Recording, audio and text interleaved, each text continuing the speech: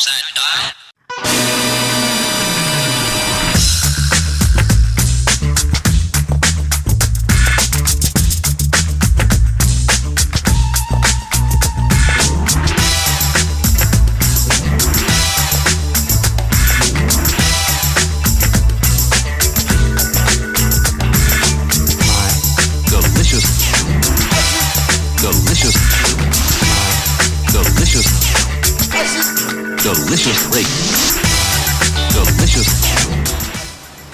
Hello and welcome to the 8th episode of Delicious FMCG and Retail News, the weekly news update of Consumer Goods Club, bringing you the latest FMCG and retail news from around the world in just 5 minutes. My name is Katrina Grimalt, and I will present to you today's top stories. Walmart continues with its move from big box stores to huge supercenters.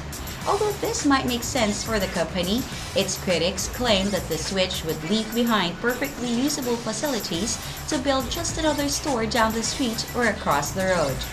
While its regular store average 108,000 square feet, supercenters average 185,000 square feet and carry 142,000 items. After Walmart changed its focus to concentrate on supercenters in the mid-90s, the company has opened more than 1,200 nationwide.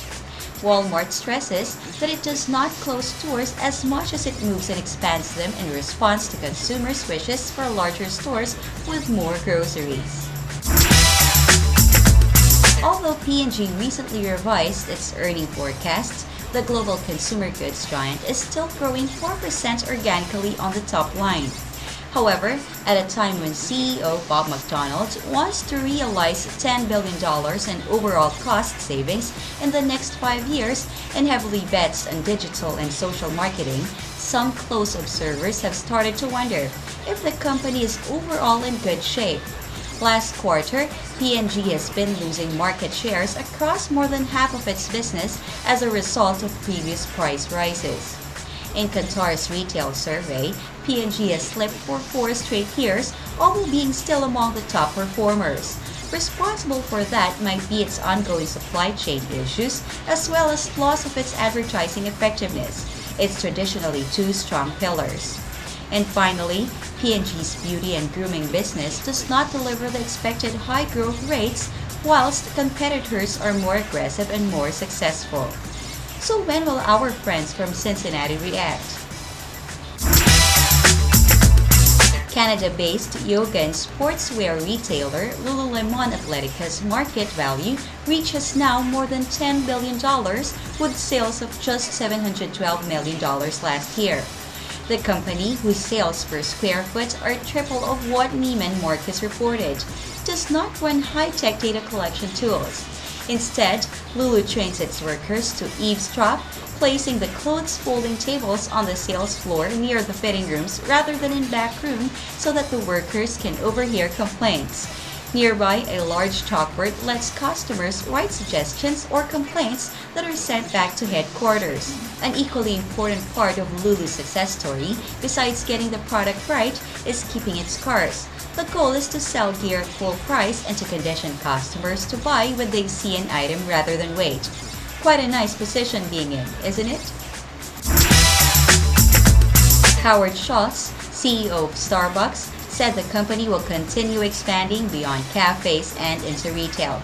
The company first took its products to supermarket shelves in 1995. In 2009, Schultz introduced Via, a single-serve instant coffee, which since then has become a growth driver, especially in Asia. Last year, Starbucks started selling capsules for Green Mountain's Keurig single-serve coffee makers. Then it also bought juice maker Evolution Fresh and broke up the grocery distribution agreement with Kraft in order to gain full control. And later this year, Starbucks will start selling energy drinks in its US stores, called Refreshers.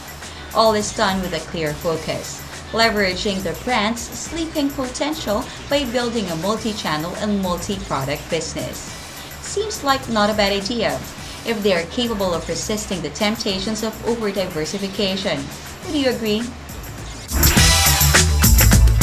Retailers will need to innovate more than ever before to stay competitive as the number of online competitors grow in the next 4 years, according to a report from Nielsen.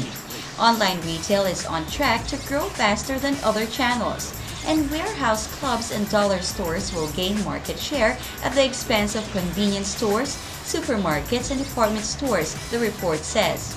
Especially Amazon, Apple, Facebook, and Google are expected to focus on highly profitable enterprises outside their current focus areas, including retail.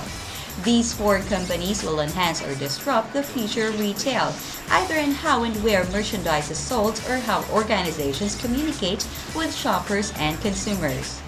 An insightful report, which is a good read.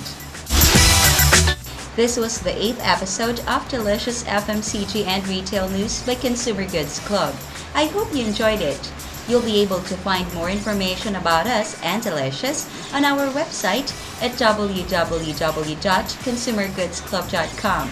Looking forward to seeing you again next week on Tuesday for our next episode of Delicious. Delicious. Delicious.